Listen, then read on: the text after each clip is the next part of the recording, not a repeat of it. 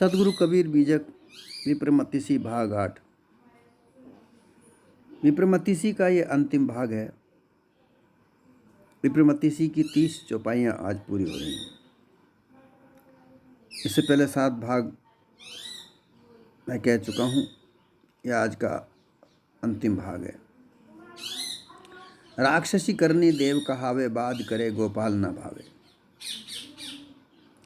राक्षसों की करनी इन्होंने बताई है कि राक्षस अहंकार तूर्त वाले अहंकारी थे, खराब कर्म, जीव हिंसा, निर्दय कार्य करने वाले, जैसे जीव घात करना, हत्या करना, बलिदान के लिए हत्या करवाना, बलपूर्वक हत्या, मांस मछली भक्षण करना, शराब भांग आदि नशीली चीज़ें पीना, गांजा पीना, तंबाकू, हुक्का, सिगरेट आदि धूम्रपान करना, झूठ बोलना, ठगना, कहीं चोरी भी करना, जुआ खेलना, अभिचार करना, अपहरण करना इत्यादि इनके कर्म ब्राह्मणों के हैं। ब्राह्मण अपने आप को सबसे बड़ा बोलता है, कहता है हम सबसे बड़े हैं। अब चाहे ये चोरी करें, चाहे झूठ बोलें, चाहे डाका डालें, चाहे मांस का भक्षण करें, क्योंकि वेदों पुराणों में मांस भक्षण ब्राह्मणों के लिए लिखा हुआ है। यज्ञ में घोड़ा, बैल, गाय तो नॉर्मली काटा करते थे। कई किस्से इसके गाय का खाने के इनके सामने हैं। आज ये गौ माता बताते हैं। कई जगह गौ की बलि ये ब्राह्मण ही भी देते हैं। आज ये विरोध करते हैं। अन्य समुदाय के लोग जो मांस गाय का खाते हैं उनके लिए ये विरोध करते हैं, परंतु ये खुद मांस का भक्षण करते थे। ये इन्होंने कभी कहते नहीं हैं कि हमारे पूर्वज मांस खाया करते थे, गौ मांस खाया करते थे। जब कभी राजा विजय हुआ करता था तो उससे मधुपर्क मांगा जाता था। मधुपर्क का भोग, मधुपर्क का भोजन ये मांगा करते थे और उसमें कई गायें काटी जाती थी। ऐसे वेद शास्त्रों में लिखा हुआ है। मधुपर्क के गौमांस को मधुपर्क कहा जाता था। ये ब्राह्मण ऐसे हैं कि दूसरों को शिक्षा ही दे सकते हैं। ये चोर, उचक्के, ठग, विभिन्न प्रकार की ठगी करते हैं, व्यभिचार करते हैं। इनकी ऐसी नीति थी। कन्या की शादी की उम्र 12 वर्ष इन्होंने नियत कर रखी थी। उसके पहले ये उसको अपने घर रखा करते थे 7 दिन तक, जिसके साथ भोग किया करते थे। ऐसा भी ग्रंथों में लिखा हुआ है। ये चोरी भी करते थे, लेकिन अपने आप को सर्वश्रेष्ठ मानते थे। एक बार वशिष्ठ मुनि कई बार दशरथ की रानियों को नियोग के लिए कई आश्रमों में ले गए जहाँ गौमांस का भक्षण किया। ये प्रमाण है। विश्वामित्र जी ने एक बार चंडाल के घर से कुत्ते का मांस चुराया था और जब वो चुराते हुए देख लिया, जब उसे चांडाल ने विश्वामित्र को कुत्ते का मांस चुराते हुए देख लिया और उन्होंने विनयपूर्वक कहा कि आप इतने बड़े विद्वान चोरी करते हैं, तो उस चांडाल को बुरी तरह फटकारा। ऐसे इनके करतूत। फिर भी ये विद्वान। कई प्रमाण ऐसे हैं। एक बार नारद और पर्वत दोनों दोस्त थे, मित्र थे। एक राजा के यहाँ रुके, वहाँ कुछ दिन रुके। इनकी सेवा में उस राजा ने अपनी पुत्री को लगा दिया। वह इनका भोजन का प्रबंध करती, स्नान के लिए पानी इत्यादि का वह प्रबंध करती। दोनों ही उसको प्रेम करने लगे। मौका पाकर पर्वत ने वो लड़की के साथ विवाह किया नारद को जब ये मालूम पड़ा तो वो आग बबूला हो गए, उनके दोनों की मित्रता छूट गई। वह क्या करता था कि औरतों को शिक्षा देने के लिए मना किया जाता था, इनको अधिकार नहीं था। तो राजा महाराजाओं के यहाँ जहाँ भी संपन्न परिवार होते थे वहाँ ये ब्राह्मण जाते थे, कुछ दिन रुकते थे, तो ब्राह्मण ही शिक्षित होता हुआ करते थे, तो उनसे कुछ शिक्षा प्राप्त कर ले, इसके लिए राजा महाराजा बड़े संपन्न परिवार उनकी पुत्रियों को इनकी सेवा में लगा दिया करते थे ताकि कुछ ज्ञान अर्जन करे, और उसका फायदा उठाकर ही उसके साथ बलात्कार किया करते थे। कुंती के साथ भी ऐसा ही हुआ, दुर्वासा से पुत्र ऐसे ही पैदा हुआ, और ये उस बात को छुपाकर और कह दिया कि तो कर्ण जो पैदा हुआ वो सूर्य पुत्र पैदा हुआ। ये सब इनकी, क्योंकि लिखना पढ़ना यही जानते थे, छुपाना भी यही जानते थे, ऐसे व्यभिचारी। जुआ खेलना भी इन्होंने ही सिखाया, चोरी करना भी इन्होंने ही सिखाया, छल कपट धोखा, इनके अलावा और कुछ नहीं। इनकी नीतियाँ जितनी भी नीति है, साम दाम दंड भेद, ये नीति इन्हीं की बनाई हुई है। साम कहते हैं मिलकर, अपने दुश्मन के साथ मिलकर किसी को भी वहाँ उसके ग्रुप में भेजना, उसके दल में भेजना, और उसकी पूरी अंदर की बात लेकर आकर फिर उसके बाद में उसको धोखा देना। दाम अर्थात धन देकर, दंड पकड़कर उसको दंड देकर, मार पीट कर सजा देकर, भेद जानकर, मित्रता कर कर, ये साम दाम दंड भेद 4 प्रकार की जो नीतियाँ बनाई हैं, ये सब ब्राह्मणों की बनाई हुई हैं, जिनमें छल कपट धोखा के अलावा और कुछ नहीं है। गीता में ब्राह्मणों के लिए कहा है, ये जो श्लोक है भागवत गीता अध्याय 5 श्लोक 16 है, जिसमें कहा है विद्या विनय संपन्ने ब्राह्मणे गवि हस्तनी शुचि चैव स्वपाके च पंडिता समदर्शिन। ऐसे विज्ञानी जन विद्या और विनय युक्त ब्राह्मणों में तथा गौ हाथी कुत्ते और चांडालों में समभाव देखने वाले होते हैं। अर्थात जो विद्वान पंडित होते हैं, विद्वान होते हैं, पंडित होते हैं, जो ज्ञानी होते, गुणी होते हैं, वह छोटी जात चांडाल में या कुत्ता हाथी गौ, इनमें सब में समभाव रखते हैं, अर्थात तो ऊंच नीच नहीं देखते। वो पशु पक्षी मानव इनमें समभाव से देखते हैं। परंतु यहाँ इन ब्राह्मणों को देखो तो इन्होंने तो 6,000 से ज़्यादा जातियों में लोगों को बांट दिया, ऊंच नीच छुआछूत इन्होंने फैलाई। कितना जहर, आरएसएस वाले कहते हैं कि जो जातिवाद का नाम ले वह जहर फैलाने वाला है, हिंदुत्व को गाली दे वह जहर फैलाने वाला है, परंतु ये जहर तो ब्राह्मणों ने ही फैलाया है। जातिवाद का जहर ब्राह्मणों से ही चला, जातियां तो ब्राह्मण नहीं बनाई। इसलिए ब्राह्मण सबसे नीच है। शास्त्रों का उपदेश दूसरों को ही कहता है, पर यह खुद उस पर नहीं चलता है।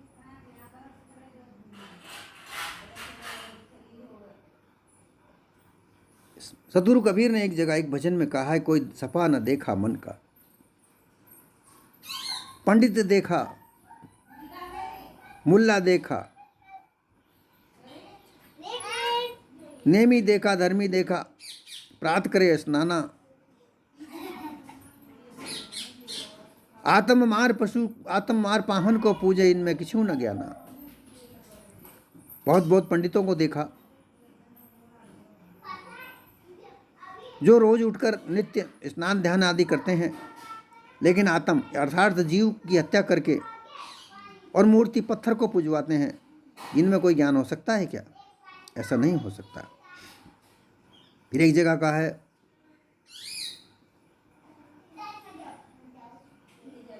पंडित देखा, मुल्ला देखा। पंडित और मुल्ला, मुसलमानों में मुल्ला और ब्राह्मणों में पंडित, ये छल कपट धोखा करने वाले लोग हैं। औरों को उपदेश दिखावे, आप नरक में सरका। पंडित देखा, मुल्ला देखा, ब्राह्मण देखा छलका, औरों को उपदेश दिखावे, आप नरक में सरका। ये दूसरों को ही उपदेश देने वाले लोग हैं, क्योंकि उपदेश देने में, इनकी बातों में आसानी से लोग फंस जाते हैं। ये लोगों से कहते हैं कि ब्राह्मणों की सेवा करना तुम्हारा कर्तव्य है, ब्राह्मण जो मांगे जो उनको दे दो, उसमें बिल्कुल भी जरा सीख भी चूक ना करो। इन ब्राह्मणों ने अपनी छल कपट पाखंड से कई बार राजा महाराजाओं की पत्नियों को भी अपनी पत्नी बनाया, उनकी कन्याओं को अपने घर ले गए। इसलिए ये महा पाखंडी, चालाक, चतुर लोग, धोखा देने वाले लोग, और फिर अपने आप को सबसे ऊंचा कहते हैं, ये बिल्कुल निराधार बात है। ब्राह्मण कोई भी जाति का हो सकता है, ब्राह्मण जाति नहीं हो सकती। वह ब्राह्मण तो जो आत्मज्ञान को जाने, ब्रह्म ज्ञान को जाने,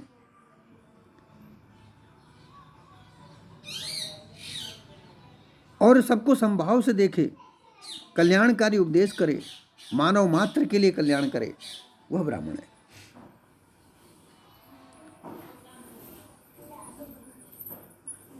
बात करे गोपाल न भावे। गोपाल का मतलब यहाँ पर कृष्ण नहीं है, जो गौओं को पालने वाला, अर्थात गौ इंद्रियों को भी कहा जाता है। गौ सर्व इंद्रियों का पालन करने वाला गोपाल, अर्थात ये जो गोपाल, जो इंद्रियां को जो पालन करने वाला, 10 इंद्रियां, ज्ञान इंद्रियां, कर्म इंद्रियां, इनको पालन करने वाला कौन है? क्योंकि ये सब चेतन स्वरूप जीव से चलती हैं, इसलिए इसको गोपाल कहा है। यहाँ ये सोचने वाली बात है, कई जगह पर, अब कबीर साहब ने यहाँ गोपाल शब्द लिया है तो इसका मतलब ये नहीं होगा वो राम और कृष्ण के भगत थे। राम का शब्द भी उन्होंने उसको जानने के लिए कहा कि जो रमैया राम चेतन स्वरूप जीव है, और गोपाल भी इसलिए कहा कि जो इंद्रियां हैं उनको पालन करने वाला वो चेतन स्वरूप जीव ही है। परंतु भ्रांति वाले लोग जो समझ नहीं पाते, ये ब्राह्मण जैसे बुद्धियों के लोग, चालाक चतुर लोग, पाखंडी लोग, यहाँ भी अपने आप को विवेक से नहीं जान पाते। शुद्ध सात्विक भक्ति भावना का जो आदमी व्यक्ति है, उसके सब प्रकार की कल्पनाएं मिट जाती हैं, वो समभाव से रहता है, उसमें ना ऊंच होता है ना नीच होता है। लेकिन इन ब्राह्मणों में, इनमें वितंडतावाद है। अपनी बातों को न मानने पर ये वितंडतावाद अपनाते हैं। जबरदस्ती किसी को राम कहने के लिए वो मजबूर करते हैं, कृष्ण कहने के लिए मजबूर करते हैं। भविष्य पुराण में कहा है कि त्रेता युग में राक्षस लोग ही कली काल में ब्राह्मण होकर जन्म लेंगे। ये भविष्य पुराण में ब्राह्मण नहीं लिखा है, किसी शूद्र ने नहीं लिखा, और ऐसा लग रहा है क्योंकि वो चाहे कल्पना से ही लिखी, लेकिन इस बात तो सत्य लिख दी कि ब्राह्मण अपने कर्तव्यों पर इतना उतारू हो जाएगा, इतना वितंडतावाद करेगा कि वह छल कपट पाखंड के आगे राक्षसों जैसा हो जाएगा। हंस देहि तज न्यारा होई, ताकर जाति कहो धो कोई। हंस अर्थात जैसा कि मैंने काग और हंस की रीति बताई, रहनी करनी बताई। जो हंस है वो हंस देह में रहकर व्यक्ति साधारण जीवन का होता है, जिसमें क्रोध न हो, छल कपट पाखंड न हो, झूठ न हो, गोत्र कुल वर्ण न हो। ऐसा विचारवान व्यक्ति जो गुणवान है, विद्यावान है, अहंकार से रहित है, उसके अंदर जाति पाति ऊंच नीच नहीं हो सकती।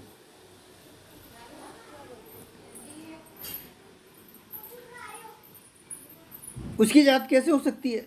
हंस देह तज न्यारा होई, ताकर जात कहे धो कोई। जो हंस स्वरूप को धारण कर लेता है, जो गुणवान हो जाता है, विद्यावान हो जाता है, ज्ञानवान हो जाता है, पारखनिष्ठ हो जाता है, उसके अंदर तो भेदभाव है ही नहीं। उसके अंदर भेदभाव नहीं रह सकता। उसके अंदर ऊंच नीच का, किसी प्रकार का छल कपट नहीं रहता। तो फिर उसकी जाति पाति क्या रही? वो केवल मात्र मानवता को मानने वाला होता है और वही सबसे ऊंचा होता है। अगर है तो वही ब्राह्मण है, अन्यथा तो ये जाति से कहे जाने वाले ब्राह्मण आज प्रत्यक्ष में मदिरा मांस का सेवन ये कर रहे हैं, छल कपट धोखा ये कर रहे हैं, चोरी ये कर रहे हैं, डांके ये डाल रहे हैं। पिछले वर्षों में जो उत्तर प्रदेश का सबसे बड़ा डकैत पकड़ा गया, जिसको एनकाउंटर करके मार भी दिया गया, कौन था? ब्राह्मण।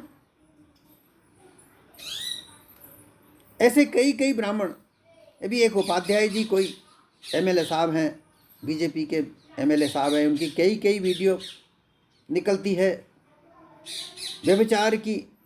कई जगह तो उनको नंगा करके औरतों ने मार कर सरे बाजार निकाला गया। कई वीडियो उनकी ऐसी अताताइयों की हुई, हथियारों से लोगों को मारते हुए नजर आ रहे हैं। फिर भी ये ऊंचे, ऐसे कार्य करने के लिए भी फिर भी ये ऊंचे जाति से ब्राह्मण है।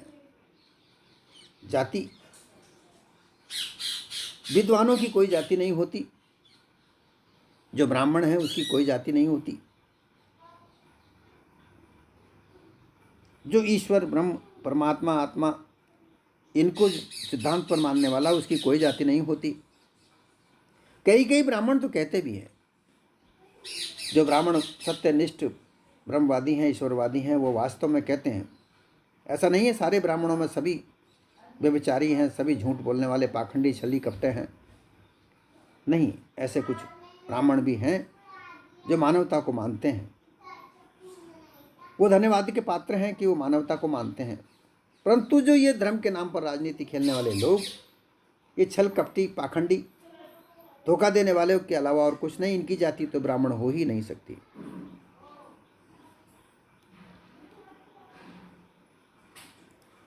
शाह सफेद की राता पियरा, अबर गबरण कितता सियरा।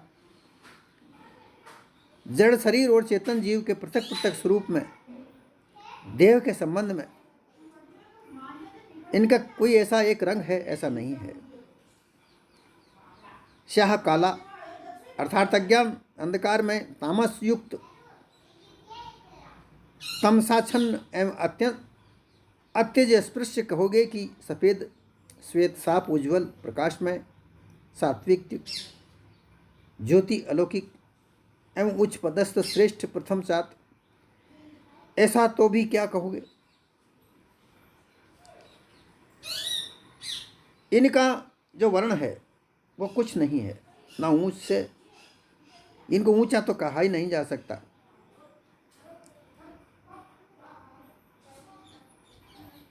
ये ना पीला है, ना लाल है, ना काला है।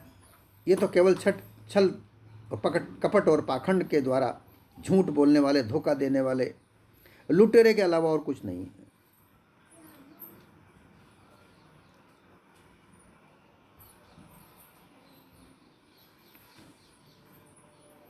हिंदू तुरुख की बूढ़ो बारा, नारी पुरुष करऊ विचारा।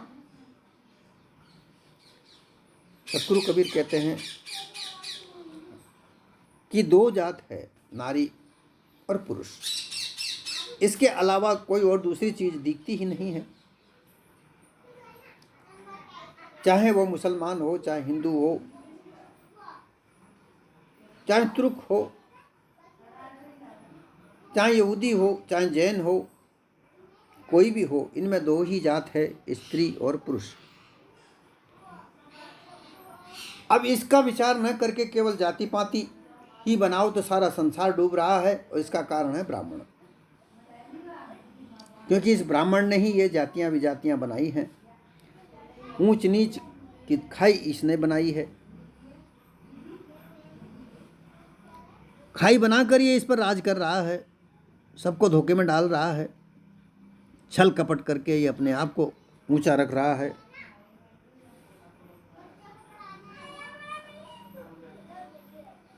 इस पर विचार करो, निष्पक्ष होकर विचार करना चाहिए।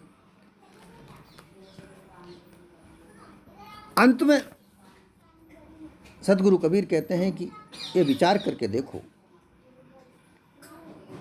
कि ब्राह्मण वह है जो ना ऊंच है ना नीच है, जिसके दिल में, जिसके मन में दया भाव है, जो ऊंच नीच को न माने, केवल मानवता को सर्वोपरि माने, मानव मात्र के लिए कल्याणकारी कार्य करे। क्योंकि अपने आप को गुरु कहता है कि मैं गुरु हूं सबका, तो भाई गुरु का कार्य होता है गु अर्थात अंधेरा, रू अर्थात प्रकाश की ओर ले जाने वाला। परंतु तुम रूप की तरफ तो ले जाने वाले हो ही नहीं, तुम तो रूप से अंधकार की ओर ले जाने वाले हो। तो कैसे सिद्ध हो कि तुम गुरु हो?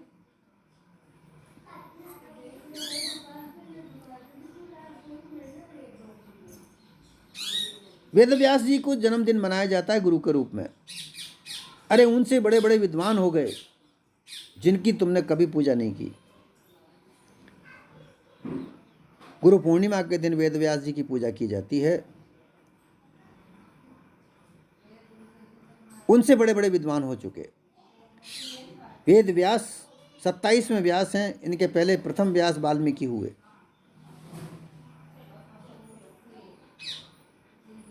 व्यासपद 27 व्यास बनाए गए, जिनमें प्रथम व्यास वाल्मीकि कहे गए, अंतिम व्यास कृष्णदेवपायन, जिनको वेदों का व्यास कहा गया। क्योंकि इस ज्ञान को पाखंड के द्वारा, छल कपट पाखंड का जड़ जड़ के इन वेदों को, वेदांत ग्रंथों को कई बार खंगाला गया, कई बार इनमें नई नई बातें जोड़ी गई, पुरानी बातें निकाली गई। जैसा कि ऋग्वेद पहले 7 मंडल का था, इसमें 3 मंडल बाद में जोड़े गए। गीता श्लोक कई बार, इसमें कई श्लोक निकाले गए, कई श्लोक नए डाले गए।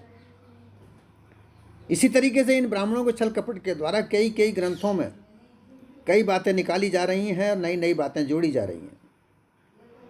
और हवाला ये दिया जाता है कि ये ग्रंथ तो पुराने हैं। संस्कृत तुम पढ़ने वाले, संस्कृत तुम जानने वाले, संस्कृत की टीका करने वाले तुम, इसके अलावा और कौन काट छांट कर सकता है? मनुस्मृति के लिए एक बार कहा जाता है कि इसको छांटा गया, इसको संशोधित किया गया। और जिन महाशय ने इसको संशोधित किया गया था, उसको राष्ट्रपति पुरस्कार से संपादित किया गया था, उसको सम्मान दिया गया राष्ट्रपति पुरस्कार का। तो ये सब पूर्व निर्धारित बातें होती हैं, क्योंकि इनको महसूस हो जाता है कि इस ग्रंथ में ये बात हमें अड़चन देने वाली है। अभी आप मनुस्मृति को देखोगे तो उसमें गाय काटने के मंत्र नहीं मिलेंगे, घोड़ा काटने के मंत्र नहीं मिलेंगे। जो पुरानी मनुस्मृतियां हैं उनमें यज्ञ के अंदर कैसे कैसे पशुओं को काटा जाता था, कैसे बांधा जाता था, कैसे उसके टुकड़े किए जाते थे, उनके सबके मंत्र हैं।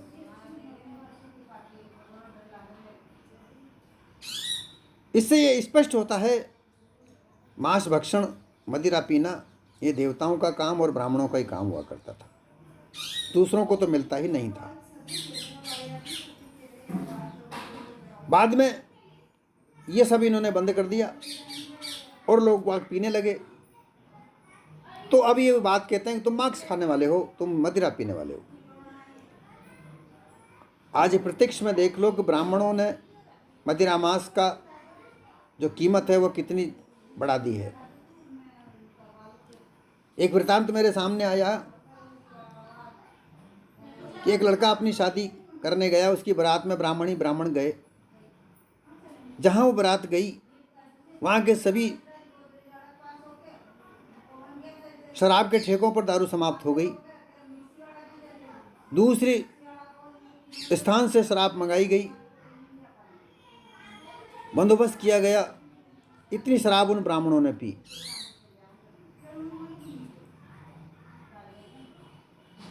प्रत्यक्ष में देखा जाता है, क्योंकि ब्राह्मणों के पास में अनाप शनाप बिना कमाया धन होता है।